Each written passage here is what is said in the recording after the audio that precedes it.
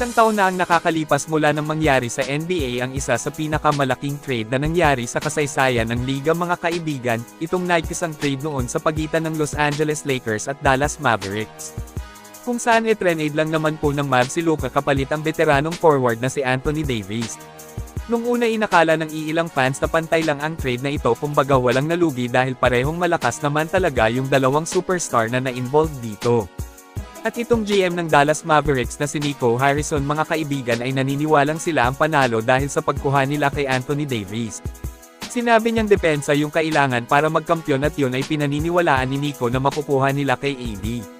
Ngunit hindi nangyari dahil tinadtad niya ng injury si Davis sa Mavs. Ang Lakers po ang nanalo sa trade na ito dahil simula nang ma-trade si Luka sa LA ay mas naging gutom pa siya sa panalo, bawat laro ay mas nag-iingay ang Lakers superstar. Well, ang nangyaring trade na ito noon ay ang pinakamalaking halimbawa na walang imposibleng trade ang pwedeng ikasa, kinakailangan lang na talaga na magkasundo ang dalawa, tatlo o ilang team pa yung involved sa trade. Bawat season ay may malaking trade naman talaga ang naikakasa sa NBA noon pa. Ngayong season naman mga kaibigan ay walang tigil at tinitingnan nating lahat ng mga fans ng NBA, itong pinakamalaking usap-usapang trade ang Giannis Antetokounmpo trade. Simula nang pumutok ang balita galing kay Shams na willing na umano maglaro si Giannis sa ibang team ay mas nagkaroon pa ng malaking interest ang ibang team ng NBA na sumausaw sa Giannis trade. Patuloy na niluluto ang trade na ito ng iilang kupunan ngayon mga kaibigan, at ang namumuna umano ayon sa mga iilang legit NBA insider sa Giannis trade ay ang team ng Dubs. And you look at Golden State. If there's a deal that's going to be made before the deadline, in my belief, Golden State is the team to make that deal because the other teams have to get third and fourth teams involved. And that's why Golden State is going to be probably the most aggressive between now and Thursday. Their best position is doing the deal before next Thursday. Kung saan sila nga sa ngayon ang may hawak ng malaking alas, na kung sakaling mas priority ng Bucks front office yung pagplano sa magiging future nila at the same time makatipid na nga rin ng malaking pera. Ay malaki ang posibilidad na mapapayag talaga ang Milwaukee sa GSW. Tungkol sa Giannis trade to Golden State ay may iilan ngayon ang nagsasabing hindi na nga daw po ito matutuloy.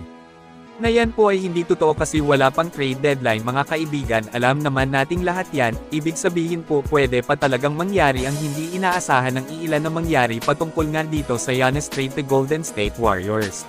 Saka na natin sabihin yung storyang hindi na matutuloy ito kung lumagpas na tayo sa trade deadline. Kaya sa ngayon ay patuloy pa po nating aabangan itong Giannis trade mga kaibigan. Marami na sa ngayon ang talagang nakutuban na mapupunta si The Greek Freak sa Dubs, pati itong si Dillon Brooks ay napag-usapan ng storya na ito.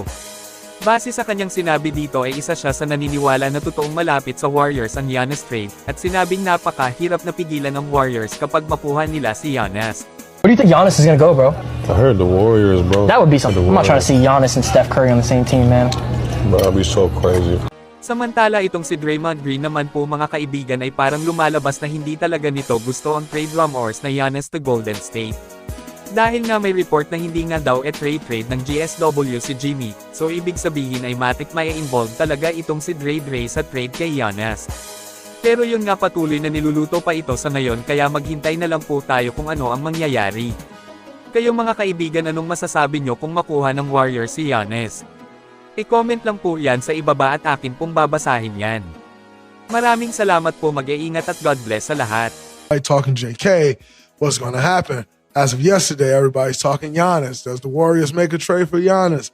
This is not the podcast where you find that out.